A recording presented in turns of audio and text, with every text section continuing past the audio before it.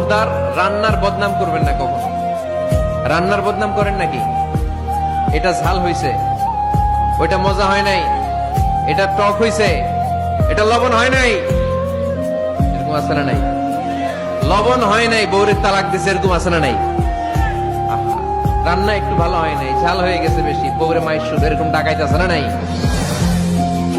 মা আবা রাসূলুল্লাহ সাল্লাল্লাহু আলাইহি ওয়াসাল্লাম তুআমান ক্বাত্তু, আল্লাহর হাবিব সাল্লাল্লাহু আলাইহি ওয়াসাল্লাম কখনো কোন রান্নার বদনাম করতেন না।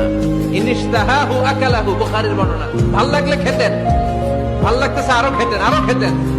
ওয়া ইন কারিহাহু তারাকা, ভালো না লাগলে রেখে দিতেন, ওর দিকে তাকাইতেন না। কিন্তু কখনো বলেন নাই লবণ হয় নাই, কখনো বলেন নাই ঝাল বেশি হয়েছে, কখনো বলেন নাই রান্নাটা মজা হয় নাই। সুবহানাল্লাহ পড়বেন না?